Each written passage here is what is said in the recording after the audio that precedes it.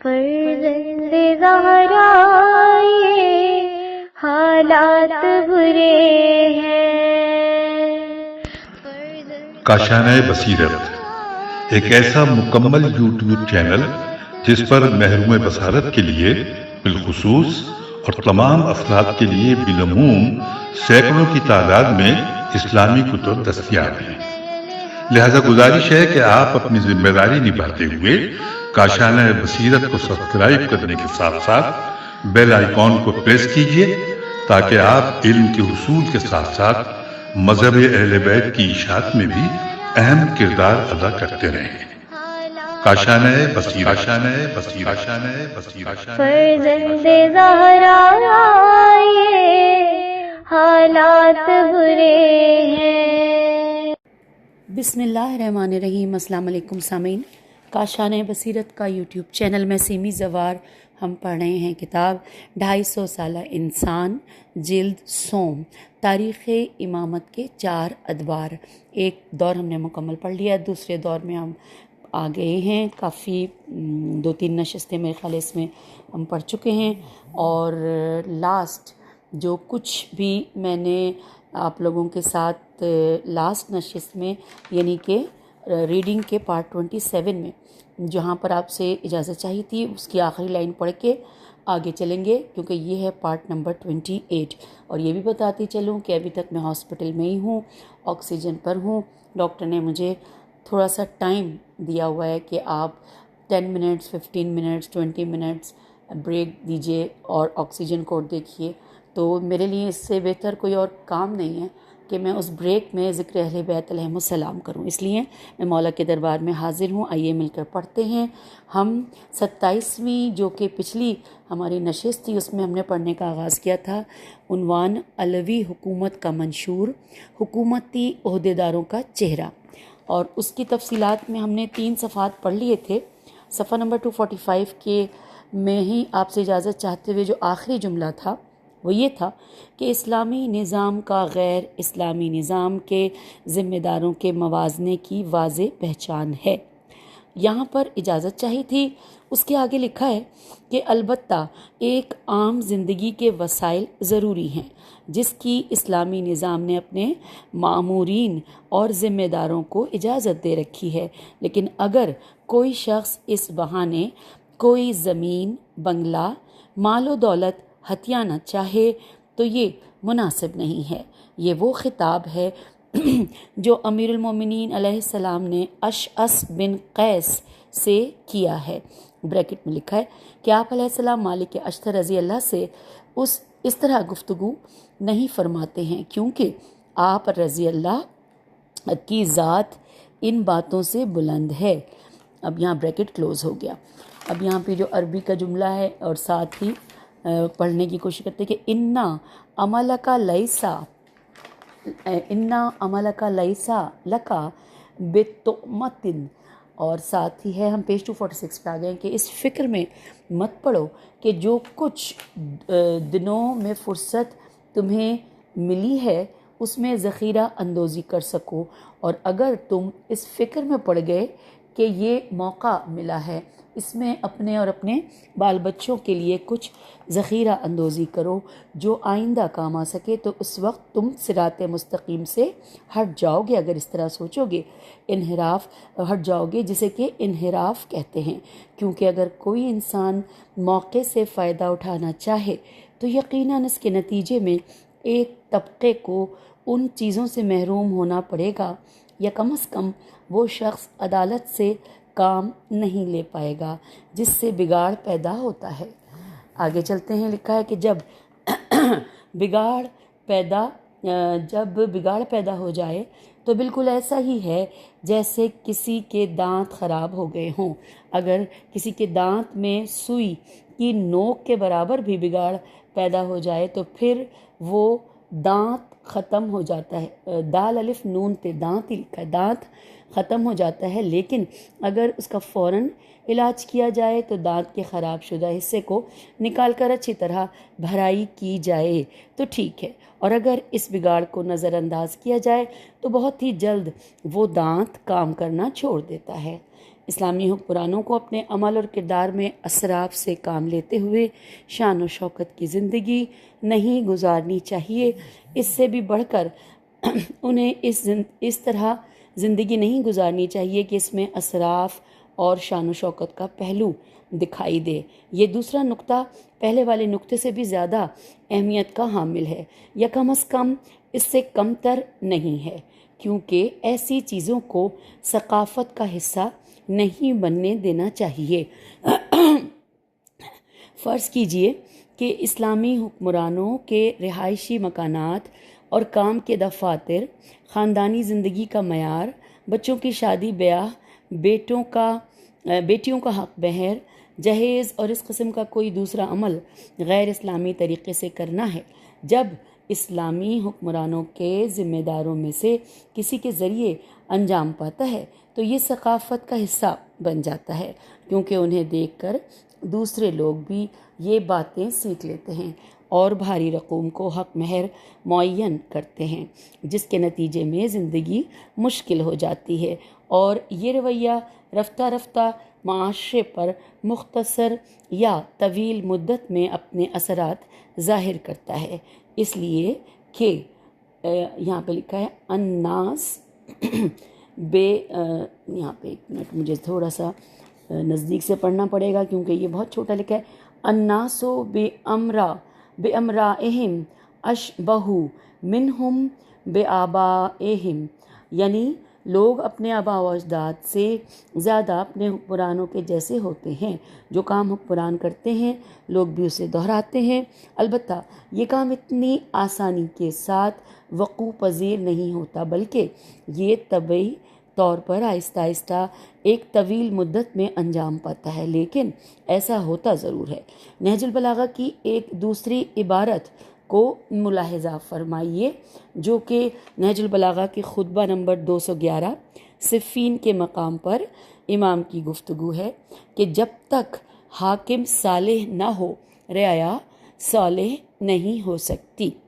آگے چلتے ہیں۔ حکومت کے سلسلے میں امیر المومنین امام علی علیہ السلام کا مہم ترین اور بنیادی نظریہ یہ ہے کہ حاکم کے لیے یہ مناسب نہیں ہے کہ وہ حکومت کو اپنی زندگی کے عیش و نوش کا ذریعہ بنائے، بلکہ حاکم کو یہ جان لینا چاہیے کہ یہ اس کے کاندھے پر ایک بوجھ ہے اور اسے اپنی تمام تر توانائیوں اور اس بوجھ کو اپنی منزل تک پہنچانے میں صرف کرنی چاہیے۔ یہ وہ بات ہے جو مسئلے کی بنیاد ہے۔ اس ذمہ داری کا بنیادی محور لوگوں کے حقوق کا خیال رکھتے ہوئے تمام امور میں لوگوں کے درمیان عدل و انصاف کا پاس رکھنا اور لوگوں کے مسائل اور ان کی ضروریات پوری کرنا ہے۔ روایات میں آیا ہے کہ حاکم اسلامی کو، چاہے وہ گورنر، وزیر، مشیر یا جس سطح پر بھی ہو، تو حاکم اسلامی کو عوام الناس کے ساتھ ایک مہربان اور شفیق باپ کی طرح پیش آنا چاہیے۔ اب یہاں پر تفصیلات یہ بھی دی ہوئی ہیں کہ پیغمبر اکرم صلی اللہ علیہ وآلہ وسلم کا فرمان ہے کہ کوئی شخص امامت کا اہل نہیں ہو سکتا ہے مگر یہ کہ اس میں 3 خوبیاں پائی جاتی ہوں: تقوی جو اسے معصیت الہی سے روکے، بردباری جس کے ذریعے وہ اپنے غصے کو کنٹرول کر سکے، اور اپنے ماتحتوں کے ساتھ نیکی سے پیش آنا، یہاں تک کہ ان کے ساتھ ایک مہربان باپ کی طرح پیش آنا۔ حوالہ ہے یہاں پر الکافی، کتاب الحجہ، باب ما یحب من حق الامام علی الرعیہ و حق الرعیہ علی الامام، اور حدیث نمبر 8۔ یہ تو حوالہ ہم نے پڑھ لیا۔ چلتے ہیں واپس جہاں سے ہم پڑھنے کے لیے یہاں پر حاشیے میں آئے تھے۔ تو یہاں پر لکھا ہے کہ اگر آپ کو اطلاع مل جائے کہ آپ کا بچہ کسی بیماری، بھوک، تحقیر، اہانت، غربت یا کسی اور وجہ سے تکلیف میں ہے تو آپ کی کیا حالت ہو جاتی ہے؟ کیا آپ اس چیز کو برداشت کر سکتے ہیں؟ اسلامی معاشرے میں جب کسی کے ساتھ ایسا کوئی واقعہ رونما ہو جائے اور آپ کو اس کی اطلاع مل جائے تو آپ کی یہی کیفیت ہونی چاہیے۔ اس موقع پر آپ کو آرام کے ساتھ سکون کی نیند نہیں سو جانا چاہیے۔ ایک دن امیر المومنین علیہ السلام حسب معمول بازار کوفہ سے گزر رہے تھے۔ میرے خیال میں یہ کوفے کو اپنی حکومت کا دارالخلافہ قرار دیے جانے کے ابتدائی دنوں کا واقعہ ہے۔ آپ علیہ السلام نے دیکھا کہ ایک عورت اپنے کاندھے پر پانی کا مشکیزہ لیے بڑی مشکل سے جا رہی تھی اور خود ہی سے باتیں کیے جا رہی تھی۔ امیر المومنین علیہ السلام جو وہاں اکیلے تھے، آپ کے ساتھ کوئی اور نہیں تھا، انہوں نے جب اس عورت کی بات سنی تو معلوم ہوا کہ وہ عورت آپ علیہ السلام کی شکایت کر رہی تھی۔ امیر المومنین علیہ السلام اس عورت کے قریب گئے اور اس سے کہا کہ پانی کا مشکیزہ مجھے دے دیجئے، میں اٹھاؤں گا، اور آپ علیہ السلام نے مشکیزے کو اپنے کاندھے پر لیا۔ دنیا اسلام کے سب سے بڑے اور حکومت اسلامی کے سربراہ امیر المومنین علیہ السلام اور آپ علیہ السلام کے دور خلافت کی وسیع و عریض مملکت جو آج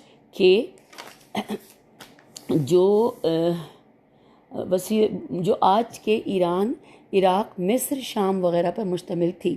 آپ علیہ السلام اتنی بڑے عظیم مملکت کے سربراہ تھے۔ آپ علیہ السلام پانی کا مشکیزہ کاندھے پر لیے اس عورت کے گھر کی طرف جا رہے ہیں، جس پر وہ عورت خوشحال ہو جاتی ہے اور آپ علیہ السلام کا شکریہ ادا کرتی ہے۔ امیر المومنین علیہ السلام پانی کا مشکیزہ لیے اس عورت کے گھر جاتے ہیں اور مشکیزے کو زمین پر رکھ کر اس عورت سے اس کی پریشانی کا سبب پوچھتے ہیں کہ وہ کیوں پریشان ہے اور علی ابن ابی طالب علیہ السلام کو کیوں برا بھلا کہہ رہی ہے۔ علی علیہ السلام سے تجھے کیا شکایت ہے؟ معلوم ہوا کہ وہ عورت امیر المومنین کے سپاہیوں میں سے کسی سپاہی کی بیوی ہے جو کسی جنگ میں شہید ہو چکا ہے، جس کے نتیجے میں وہ بیوہ اور بچے یتیم ہو گئے ہیں، جن کی دیکھ بھال کرنے والا اب کوئی نہیں ہے، جس کی وجہ سے اس عورت کی زندگی اجیرن ہو کر رہ گئی ہے، اس لیے وہ امیر المومنین علیہ السلام کو برا بھلا کہہ رہی ہے۔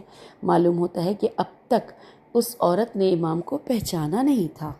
پھر یہ ہوا کہ امیر المومنین علیہ السلام نے اس عورت سے کہا کہ اگر اجازت ہو تو میں تمہاری مدد کروں۔ اس عورت کے بچوں نے جب اپنی ماں کو گھر آتے ہوئے دیکھا تو اسے گھیر لیا تاکہ اگر وہ کوئی کھانے کی چیز لے آئی ہے تو اس سے لے سکیں، کیونکہ بچے بھوکے تھے۔ امیر المومنین علیہ السلام نے بچوں کو سنبھالا اور وہ عورت آٹا گوندھ کر روٹیاں پکانے لگی۔ اس دوران حضرت علی علیہ السلام نے بچوں کو اس طرح کھیل کود میں مصروف کر دیا کہ وہ بچے جو تھوڑی دیر پہلے بھوک کی شدت سے رو رہے تھے، اب وہ زور زور سے ہنس رہے تھے۔ جب وہ عورت آٹا گوندھ چکی تو امیر المومنین علیہ السلام نے آگے بڑھ کر تندور میں روشن کر دیا۔ آپ علیہ السلام جیسے جیسے تندور میں لکڑیاں ڈالتے جاتے اور تندور سے آگ کے شعلے بلند ہوتے تھے اور ایک منٹ یہاں سے شاید وہ بچے تھوڑی دیر پہلے بھوک کی شدت سے رو رہے تھے اور اب وہ زور زور سے ہنس رہے تھے۔ جب وہ عورت آٹا گوندھ چکی تو امیر المومنین نے آگے بڑھ کر تندور روشن کر دیا اور آپ جیسے جیسے تندور میں لکڑیاں ڈالتے جاتے اور تنور سے آگ کے شعلے بلند ہوتے جاتے تھے، اپنے آپ کو اس آگ کے قریب کرتے ہوئے فرماتے تھے کہ اے علی چکھ لو اس آگ کو جو اپنی شدت کے لحاظ سے قیامت کے آگ سے زیادہ ٹھنڈی ہے۔ اس عورت کی ہمسایہ عورت نے اس منظر کو دیکھا جو امیر المومنین امام علی علیہ السلام کو جانتی بھی تھی، تو اس نے اس بیوہ عورت سے کہا کہ اے عورت، یہ کون ہے؟ کیا تم اس مرد کو پہچانتی ہو؟ بیوہ عورت نے کہا کہ میں نہیں جانتی، مگر یہ ایک بہت اچھے انسان ہیں، اس نے میری مدد بھی کی ہے اور اب یہ تندور میں آگ جلا رہا ہے۔ اس عورت نے کہا اے عورت، یہ امیر المومنین علی علیہ السلام ہیں۔ یہ سننا تھا کہ اس عورت کی آنکھوں میں آنسو جاری ہو گئے اور اس نے اپنے رویے پر معذرت خواہی کرتے ہوئے کہا کہ اے امیر المومنین علیہ السلام، مجھے معاف کیجئے، میں نے آپ کو پہچانا ہی نہیں، اور ساتھ ساتھ اس نے یہ بھی کہا کہ میں اپنے رویے پر معذرت خواہی چاہتی ہوں، میں معذرت خواہ ہوں اور آپ کے سامنے میں نے گستاخی کی۔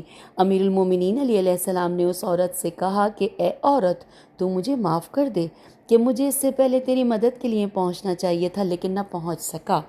امیر المومنین علیہ السلام اپنے گورنروں سے بھی عدالت سے کام لینے کا مطالبہ کر رہے تھے۔ ہم آگے ہیں پیج 49 پہ۔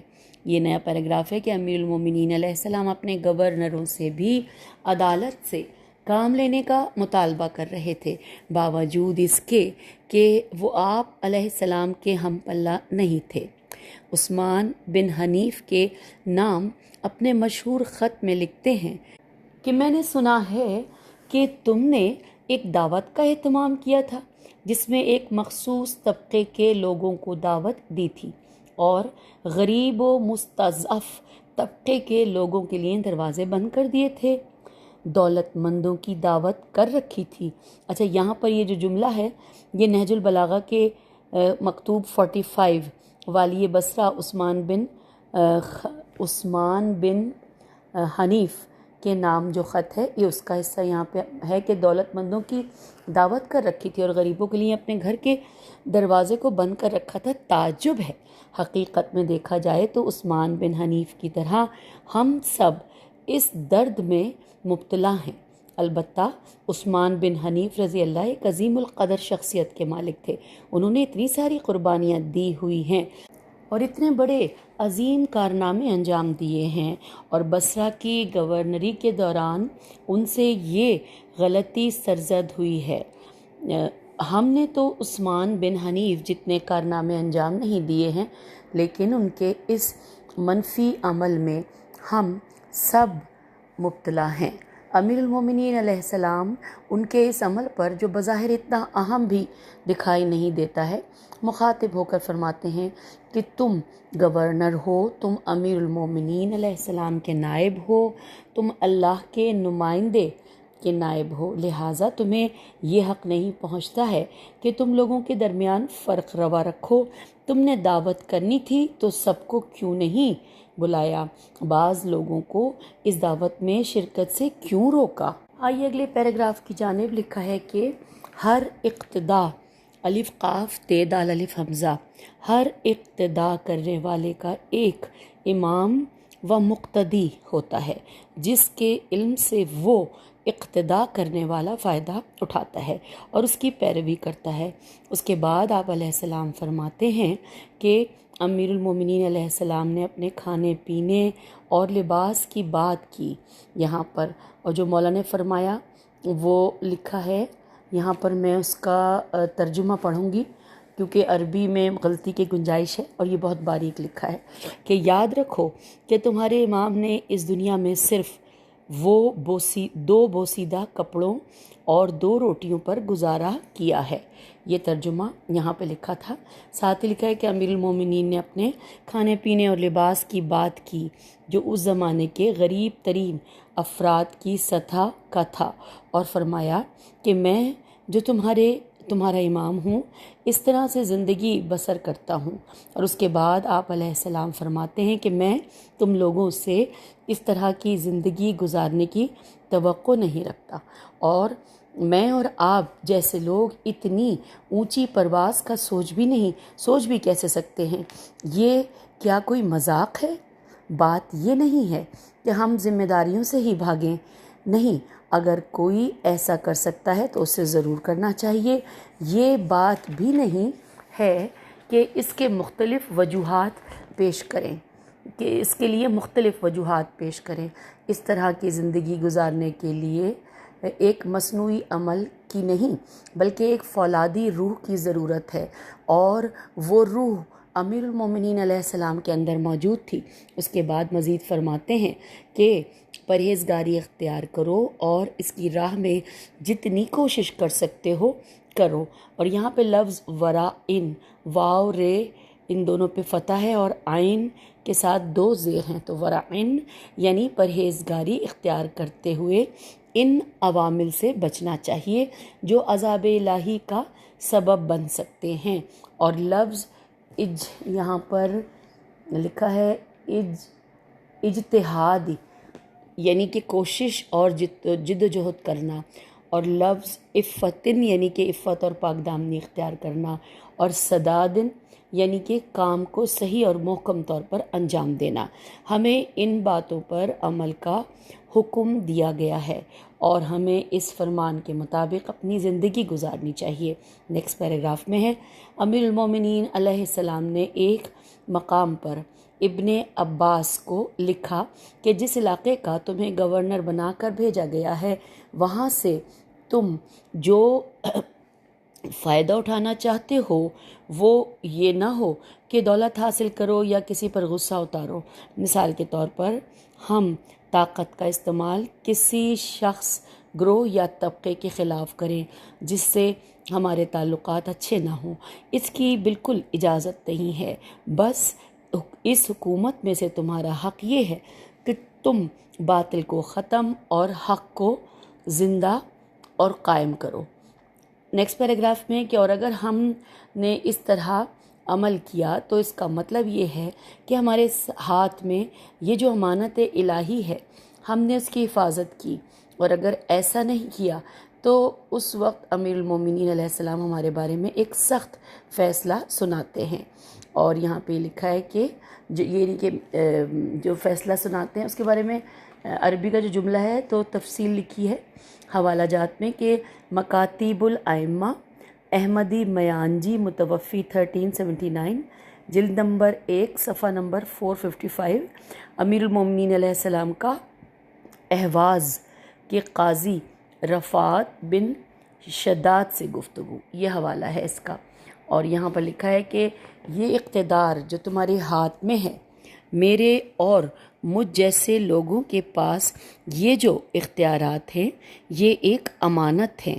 جو بھی شخص اسے خیانت میں تبدیل کر دے، اسے ہوا و ہوس سے آلودہ کرے، اسے اپنے ذاتی مقاصد کے لیے استعمال کرے اور اسے غیر الہی اور غیر عادلانہ مقاصد کے حصول کا ذریعہ بنائے تو روز قیامت تک اس پر اللہ کی لعنت برستی رہے گی۔ آگے چلتے ہیں، لکھا ہے ایک شخص نے امیر المومنین علیہ السلام سے کچھ رقم طلب کی تو آپ نے فرمایا کہ یہ نہج البلاغہ کا خطبہ نمبر 232 اب جو ہم پڑھیں گے اس کا حصہ ہے کہ جو عبداللہ بن زمعہ ز میم عین ہے سے گفتگو، جس نے آپ علیہ السلام کے دور حکومت میں آپ سے کچھ مال کا تقاضا کیا تھا۔ مولا فرماتے ہیں کہ یہ دولت نہ میری ہے نہ تیری، یہ بیت المال عوام کا ہے۔ تم نے بھی اگر اسلامی فتوحات میں حصہ لیا ہوگا تو تمہارا بھی حصہ ہے۔ جس چیز کو لوگوں نے اپنی محنت سے حاصل کیا ہے اس پر انہی کا حق ہے۔ اس قسم کے مطالبوں پر امیر المومنین علیہ السلام کا موقف یہ ہے۔ ہم آگے پیج 251 پر لکھا ہے، امیر المومنین امام علی علیہ السلام اس وقت جب کسی شخص کو کسی حکومتی عہدے پر مامور فرماتے تھے اسے اس قدر سختی کے ساتھ سمجھاتے کہ آج کی زبان میں آپ علیہ السلام باقاعدہ ایک آرڈیننس کی شکل میں فرماتے تھے کہ جس قلم سے تم لکھ رہے ہو اس کی نوک کو اچھی طرح تراشو، اس لیے کہ اس سے روشنائی بھی کم خرچ ہوتی ہے اور کاغذ بھی۔ کاغذ میں سطروں کو ایک دوسرے کے قریب لکھو اور زیادہ کاغذ استعمال کرنے سے گریز کرو۔ مطلب کی بات لکھو، ادھر ادھر کی باتیں لکھنے سے پرہیز کرو۔ اگر آج یہ باتیں دہرانا چاہیں تو یوں لکھنا ہوگا کہ زیادہ شعبے بنانے اور زیادہ لوگوں کو بھرتی کرنے نیز بے مقصد چیزوں کو بڑھانے سے گریز کرو۔ امیر المومنین علیہ السلام ان باتوں کا خیال رکھتے تھے۔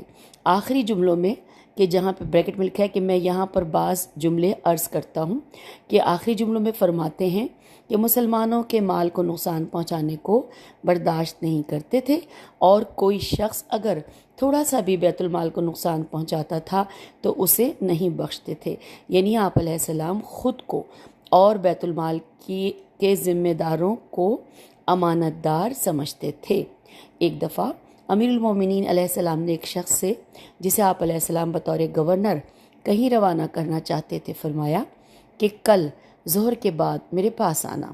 آج کل بھی یہ معمول ہے کہ کسی شخص کو بطور گورنر یا حاکم کہیں بھیجتے وقت حکمران اسے بلا کر ہدایات دیتے ہیں، تو وہ شخص نقل کرتا ہے کہ دوسرے دن نماز ظہر کے بعد میں وہاں گیا جہاں پر حضرت امیر المومنین علیہ السلام بیٹھے تھے، یعنی اس چبوترے کے پاس جسے آپ علیہ السلام نے اسی مقصد کے لیے مخصوص کر رکھا تھا۔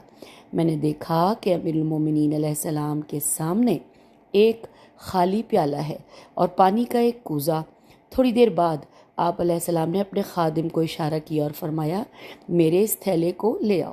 راوی کہتا ہے، میں نے دیکھا کہ ایک سر بمہر تھیلا لایا گیا۔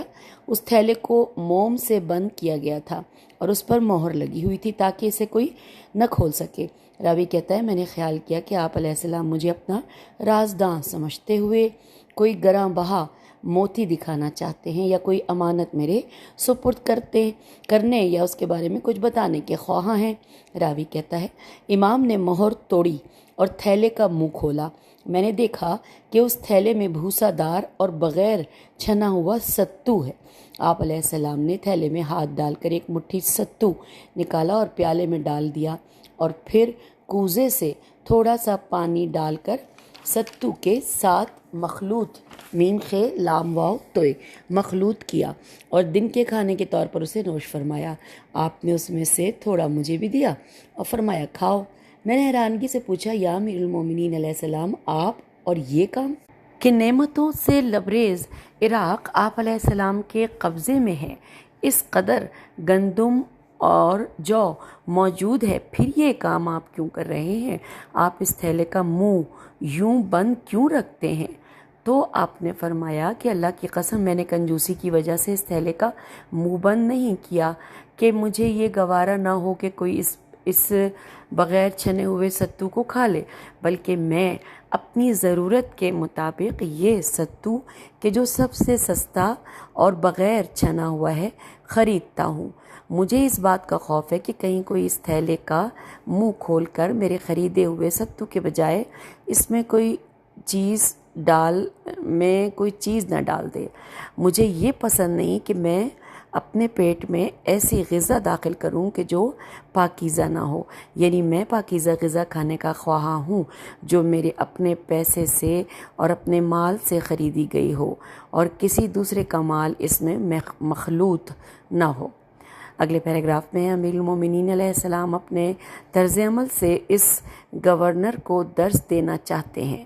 امیر المومنین علیہ السلام گورنر کو اس خاص جگہ بلاتے ہیں تاکہ اسے یہ منظر دکھا سکیں اور اس سے یہ باتیں کر سکیں، ورنہ آپ علیہ السلام مسجد میں گورنر کو نصیحت کر سکتے تھے اور اسے کام کا حکم دے سکتے تھے، لیکن آپ علیہ السلام اسے یہاں لے آتے ہیں تاکہ اسے سمجھائیں کہ تم ایک شہر کا حاکم بن کر جا رہے ہو، وہاں کے لوگوں نیز ان کے ٹیکسوں، پیسوں، اموال اور ان کی عزت و آبرو پر تمہارا تسلط ہوگا، لہٰذا محتاط رہو کہ یہ اقتدار و اختیار لامحدود نہیں ہے، یعنی تم ایک مطلق العنان اور بے لگام حاکم نہیں ہو، لہٰذا تمہیں پھونک پھونک کر چلنا ہوگا اور اپنے کاموں کا خوب خیال رکھنا ہوگا۔ عراق کے شہر الانبار میں کچھ لوگ شام کی حکومت کی طرف آئے اور انہوں نے اس شہر میں امیر المومنین علیہ السلام کی جانب سے منصوب حاکم کو قتل کر دیا، لوگوں پر حملے کیے، ان کے گھروں میں لوٹ مار مچائی اور کچھ لوگوں کو قتل کر کے چلے گئے۔ امیر المومنین علیہ السلام نے اس موقع پر جو خطبہ دیا ہے وہ نہج البلاغہ کے دل دہلا دینے والے خطبوں میں سے ایک ہے جو خطبہ جہاد کے نام سے مشہور ہے۔ آپ علیہ السلام فرماتے ہیں کہ آپ لوگوں کو اس ظلم عظیم کا مقابلہ کرنے پر لوگوں کو تیار کرنا چاہتے ہیں۔ اچھا، یہاں دوبارہ میں پڑھتی ہوں اس لائن کو کہ جو کہ خطبہ جہاد کے نام سے مشہور ہے، اور آپ ساتھ فرماتے ہیں کہ آپ لوگوں کو اس ظلم عظیم کا مقابلہ کرنے پر لوگوں کو تیار کرنا چاہتے ہیں، اور آپ فرماتے ہیں کہ مجھے اطلاع ملی ہے کہ اس گروہ کے لٹیرے ان گھروں میں گھستے تھے جن میں مسلمان، یہودی، عیسائی اور مجوسی خواتین رہتی تھیں۔ امام علی علیہ السلام کے لیے کوئی فرق نہیں ہے کہ جس عورت پر حملہ ہوا ہے وہ اہل کتاب ہے، یہودی ہے، عیسائی ہے، مجوسی ہے یا مسلمان، سب کے بارے میں ایک ہی طرح سے گفتگو کرتے ہیں۔ وہ حملہ آور عورتوں سے دست بند، گردن بند، سونا اور پازیب چھین لیتے تھے۔ اس مسلمان یا غیر مسلمان عورت کے پاس اس حملہ آور کے سامنے گڑ گڑانے کے علاوہ کوئی چارہ نہیں تھا۔ اس کے بعد امیر المومنین فرماتے ہیں کہ اگر ایک مسلمان اس واقعے پر افسوس سے مر جائے تو اس کی سرزنش نہیں کی جانی چاہیے، بلکہ میری نظر میں بہتر یہ ہے کہ غیرت مند اس قسم کے واقعات پر افسوس سے مر جائے۔ یہی حکومت و ولایت اسلامی کا ترہ امتیاز ہے۔ اگلے پیراگراف میں ہے کہ اگر اسلامی ممالک حکمران اور صاحبان منصب افراد اس ذمہ داری کو انجام دینا چاہیں تو انہیں ایک اور چیز کی بھی ضرورت پڑے گی، اور وہ کیا ہے؟ وہ ہے اخلاص، خدا کے لیے کام انجام دینا، اللہ تعالیٰ کے ساتھ اپنا رابطہ قائم رکھنا۔ لہٰذا اسلامی نظام سے وابستہ ذمہ داروں اور صاحبان منصب کا مسئلہ صرف لوگوں کے مسائل حل کرنا نہیں ہے۔ اگر وہ خدا سے متمسک نہ ہوں تو ان کا لوگوں کے لیے کام انجام دینے میں جو ان کی بنیادی ذمہ داری ہے اس میں بھی نقص واقع ہو جاتا ہے۔